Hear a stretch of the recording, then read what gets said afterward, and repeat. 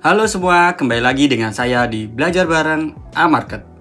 Di episode kali ini, kita akan membahas tentang satu indikator ekonomi yang sering banget bikin pasar bergerak. Tapi banyak trader pemula masih belum paham cara membacanya. Ya, kita akan membahas tentang indeks PMI.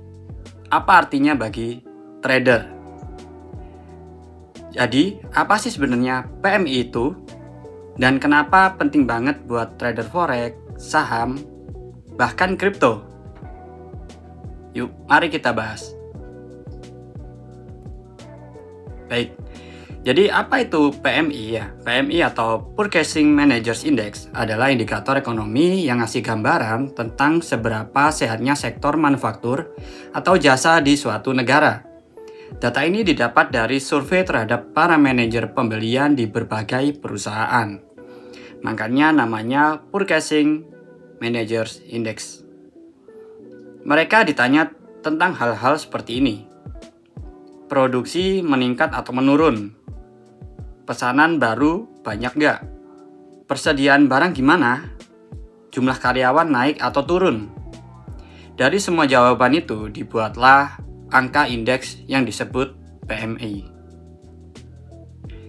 Selanjutnya, cara membaca angka PMI. Angka PMI biasanya berkisar antara 0 sampai 100. Tapi yang paling penting adalah angka 50. Kalau PMI di atas 50, artinya sektor ekonomi sedang ekspansi alias bertumbuh. Kalau PMI di bawah 50, artinya kontraksi, aktivitas bisnis lagi melambat. Jadi misalnya PMI Amerika naik dari 42 ke 52. Itu bisa jadi sinyal positif buat pasar karena menandakan pertumbuhan ekonomi mulai pulih. Sebaliknya, kalau PMI turun tajam, bisa jadi pasar mulai panik karena dianggap ekonomi melambat. Selanjutnya, kenapa PMI penting untuk trader? Buat trader, data PMI itu ibarat early warning system. Karena data ini biasanya dirilis setiap bulan. PMI seringkali menjadi indikator awal sebelum data ekonomi besar lain seperti GDP atau inflasi keluar. Contohnya, kalau PMI manufaktur AS naik terus beberapa bulan, kemungkinan besar GDP juga akan tumbuh. Trader forex bisa menggunakan ini untuk memprediksi penguatan dolar AS. Selanjutnya, kenapa PMI penting untuk trader ya? Di pasar saham, sektor-sektor yang sensitif terhadap pertumbuhan ekonomi seperti industri, material, dan keuangan bisa naik duluan begitu PMI membaik. Sebaliknya, kalau PMI jeblok, pasar bisa langsung risk off. Dolar bisa menguat karena orang cari aset aman. Atau saham malah turun karena kekhawatiran resesi. Selanjutnya, jenis-jenis PMI. Jadi PMI itu ada dua jenis utama. Yang pertama PMI manufaktur, itu mengukur aktivitas di sektor industri, pabrik, dan produksi barang.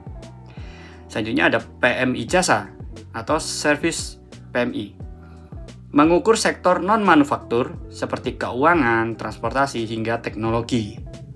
Dua-duanya penting banget, apalagi di negara-negara maju yang ekonominya lebih bergantung pada sektor jasa. Ya. Tips menggunakan data PMI untuk trading. Jadi gimana cara trader bisa manfaatin data PMI? Jadi ini beberapa tips cepat ya. Pantau jadwal rilis PMI di kalender ekonomi. Biasanya tiap awal bulan. Perhatikan tren bukan angka tunggal. Satu rilis bagus belum tentu berarti ekonomi pulih. Gabungkan dengan indikator lain seperti inflasi, suku bunga, atau data tenaga kerja. Dan yang paling penting, jangan trading cuma karena satu data PMI. Gunakan sebagai konfirmasi tambahan saja. Nah, jadi itu dia penjelasan tentang indeks PMI dan kenapa data ini penting banget buat trader. Baik, segitu dulu untuk episode kali ini. Kalau kamu melihat video ini bermanfaat, jangan lupa klik like, subscribe, dan nyalain lonceng biar nggak ketinggalan video edukasi keuangan lainnya dari kami. Sampai bertemu lagi di episode Belajar Bareng A-Market selanjutnya.